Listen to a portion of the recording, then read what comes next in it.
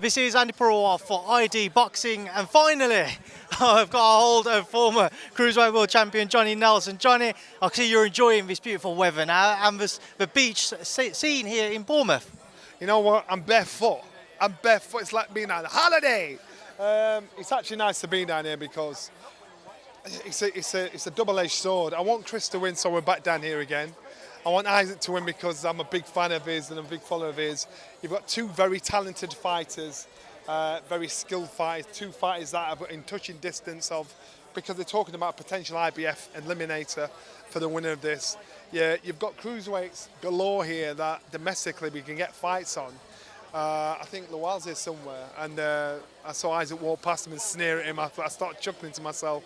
It's a good fight, very good fight. I think Chris, I know he's just left Matchroom on his own, I'm not sure, and now he's done the deal with Boxer Stroke Sky. So it's a big shout, it's a big first ask, you know, and I just think for Chris, he's had to do what's best for him. On the activity point of view for this fight, obviously Chris Billam-Smith's been very active during the last few years.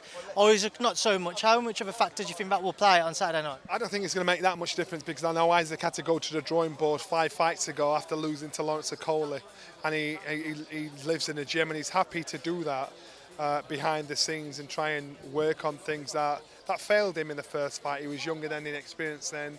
And he's a different fighter now. For Chris, he's a different fighter now. So you've got two young men that have grown into men. They crossed paths a couple of times. They sparred in the early days. Chris said there's nothing much you can take from that. He understands and appreciates Isaac's skill, his hand speed, his movement. I reckon his game plan would be to stick to Isaac's chest, make him work out of a pace he doesn't want to work out, make him work under pressure constantly, and they're probably looking for the best side of the fight for them to be from now 9 to 12, hoping Isaac will fade at that point. Speaking to Dean White earlier, and on Isaac's front and Isaac's point of view, he feels that working the body of Chris Billam-Smith could be the key on Saturday night for him. Do you agree with that? No. I think Isaac's... What do you mean, Isaac working Chris's body? No, I think Isaac's got fast hands. He doesn't want him to have to mess around with that. He could pop. He's fast enough to get the shots off on the head and then get the odd shot in the body. But he's skillful enough to outskill Chris. Chris has got to use his attributes, which are his strength, his dogged determination, and his fight pressure. If he does that, that wins him the fight. If Isaac tries to be 3 smart, as in outsmarting himself and start trying to just work into the body, I think he'll make the fight harder for himself. He needs to use his speed, his hand variety, and his movement to outfox, outmove, outmaneuver Chris. Johnny, the long-awaited debut of Benjamin Whittaker. Obviously, a lot of people are excited to see him stepping to the ring as the first time as a pro.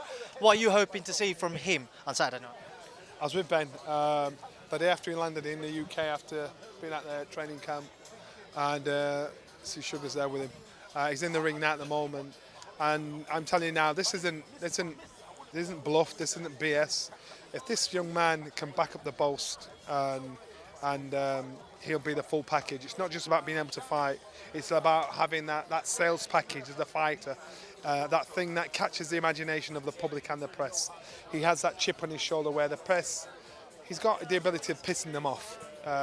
He's got the ability of being like Marmite. Vegemite, that's worse than Marmite, where you like him all over him. And having that, it puts bums on seats. So if he persists with that, then he's got a big chance of becoming a star because people will want to watch him one way or another. He's spoken previously about maybe challenging for British title within 5 fights, Johnny. Do you think that's an achievable feat? Currently, that's held by Dan Aziz, but he obviously has to face Shaq and Peters in the coming month. Yeah, it's a doable thing to get into that position. It's a big shout. I think Lomachenko boxed for the world title in his 2nd professional fight. It's a big shout. Would it affect his career if he lost? Because lost through inexperience. If he won, it puts him in deep waters with less professional experience. But it shows ambition, shows self-belief, shows what he thinks of the domestic level, the UK level. So again, you talk it might actually happen. Fraser Clark, what are you hoping to see in his second outing, Johnny? Fraser Clark is a very schooled fighter. He knows the fight game inside out. He needs to make sure he's fast-tracked to make sure every fight means something. As a professional heavyweight now, he's in a position to just slip under the radar, and then all of a sudden people respect and think, oh my God, now remember, I know how good Fraser Clark is. Fraser's a clever guy. He knows what he's doing, why he's doing it, and he knows what direction he wants to go in. And he's a good pundit as well.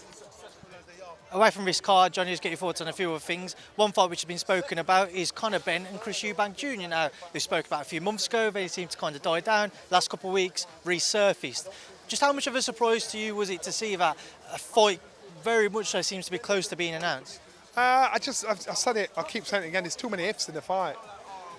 I'm curious to see what weight it's going to be, what the rehydration clause is. I'm trying to understand the thinking behind Conor's team and behind Chris's team. Chris's team might be supremely confident, think, no, there's no way we lose this. Let's do this fight if it can be done. And but a loss would be devastating to Chris if he can envisage that. For Conor, he's in a position where he's manoeuvring one step closer to that golden goose.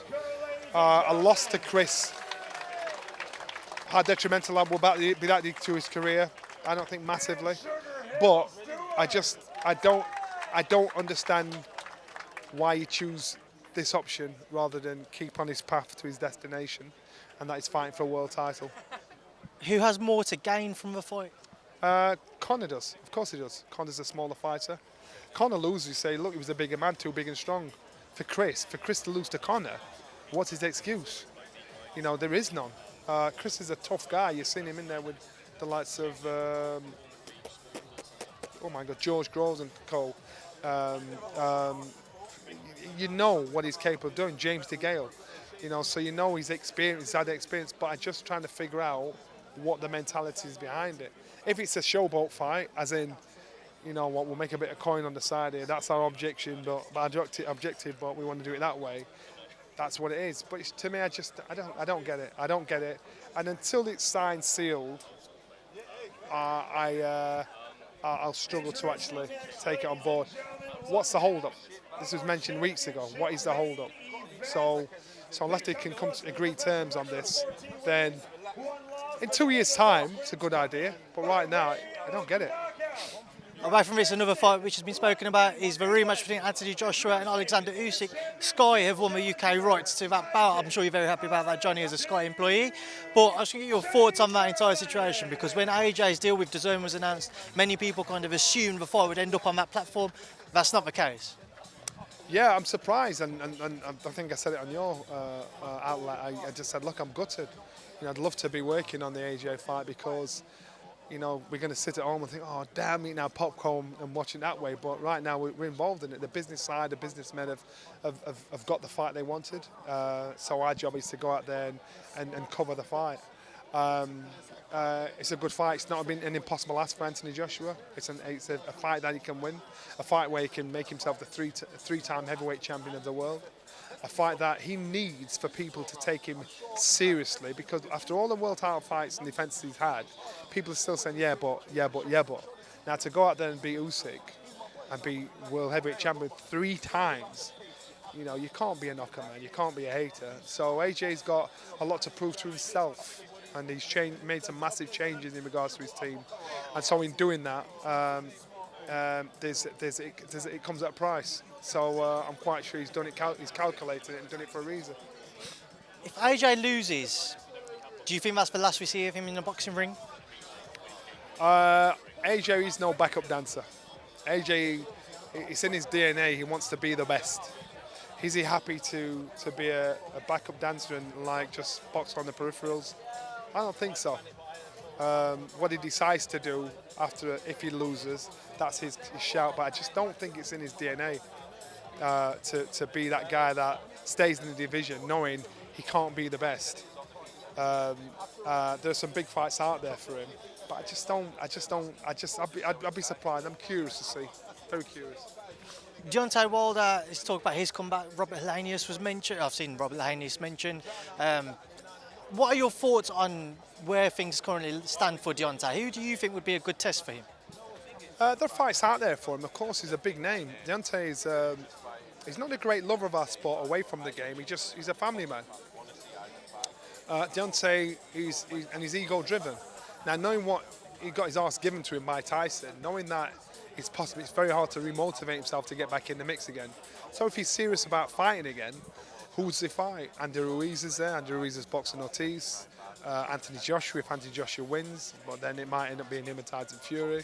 Alexander Usyk, of course. There's fights there for him to have, but it's about that motivation for him. And so we'll see. Just wait and see. Tyson Fury on that front, seen some talk about a potential fight with Thor in an exhibition bout. Just get your take on that. We've not seen the last of Tyson Fury, and I don't think anybody believes he's seen the last of him. And so let's just wait and see. Let him do what he's doing. When he gives up the belts, then we'll say, okay, sayonara. But I don't think we've seen the last of him. Right, Johnny, we'll leave that there now because I know you're going to have to shoot off in a second. So thanks for speaking to me. Nice one.